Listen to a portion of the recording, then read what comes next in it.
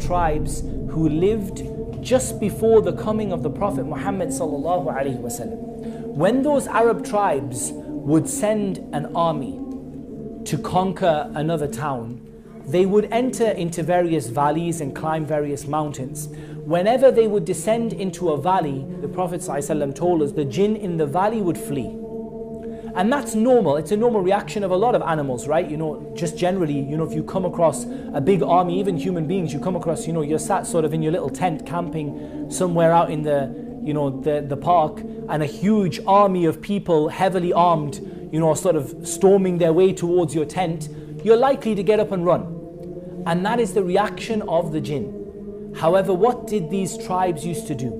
They would settle themselves and camp in the base of the valley. And then they would raise up their hands and they would start to call and supplicate to the jinn. And this is something that is almost universally accepted in every culture, that there have been people in every culture, in every religion, who have worshipped the spirits, the jinn, the dead, whatever you want to call it. They have worshipped the jinn. So we see that throughout many cultures, and there are as many examples of this in Christianity and Judaism and Hinduism and Buddhism, of people who sought help and sought to call upon the spirits, call upon the jinn. So what used to happen when those jinn who had fled from the oncoming army used to hear the people calling upon them and supplicating to them and asking them for help, then they would realize that these people had a fear of them. And once they sensed that fear in you, they would attack. And what would happen is those people would be increased in their supplication, because they would think, oh, these are really great spirits, powerful beings that can do so much to us. In reality, they were running away, but when they showed a fear of them, they drew them back. And this is a very, very important point.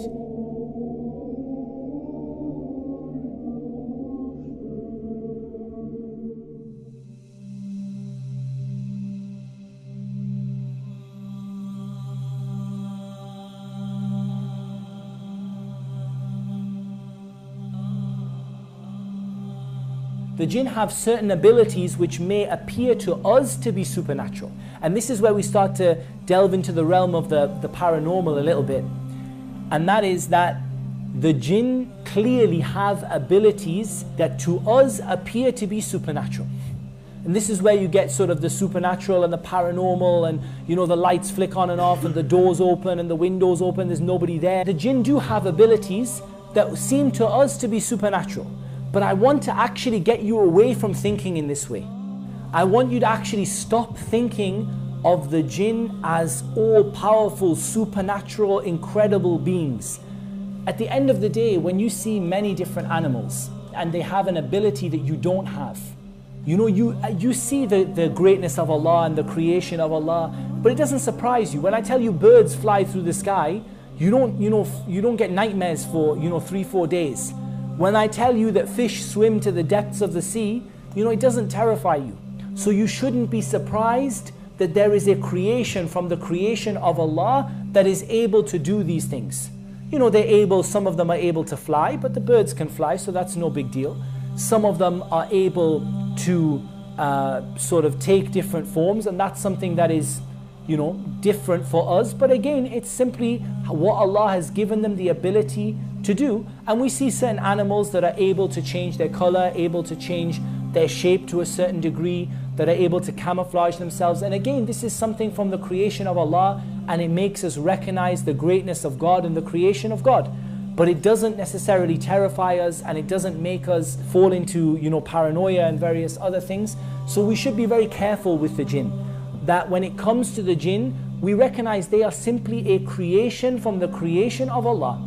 Just like the other creation that Allah has created, they have some things that they can do that we can't do, and there are some things that we can do that they can't do. Understand that the jinn do not deserve to be feared. And as soon as you show them fear, they will take maximum advantage of the fear that you show them. As soon as you start to show them fear, they will play with you, they will pull out all the tricks. I'm talking about the windows will open, the lights will go on and off, human beings start appearing left, right and center, things start floating, knives start flying, pots and pans start going across the room. This is when you show them fear.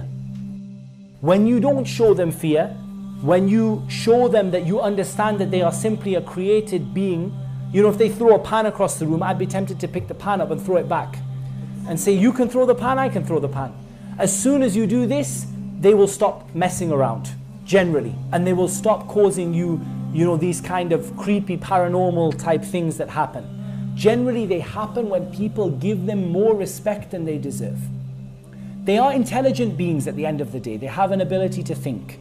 And therefore, when they see that you're terrified and scared of them, they are going to play on that. They're going to play pranks with you. They're going to joke with you. They're going to cause you all of these various paranormal experiences and these various sort of things that happen, haunted houses and all the rest. And in general, I have to say that since I've started doing ruqya, I get very little of these kind of paranormal crazy things going on. Every now and again, you know, I might get one person in 50 levitate off the ground. In general, most people don't. But the reason is that when you don't show them that fear and you don't show them that, you know, reverence, then they don't cause you as many problems. So we want people to stop fearing the jinn as though they are these all-powerful spirits that can touch you from anywhere. Because this is going to take a person outside of Islam. When you fear them like God deserves to be feared, like Allah deserves to be feared, then you're going to end up leaving Islam. You're going to end up making a partner with Allah.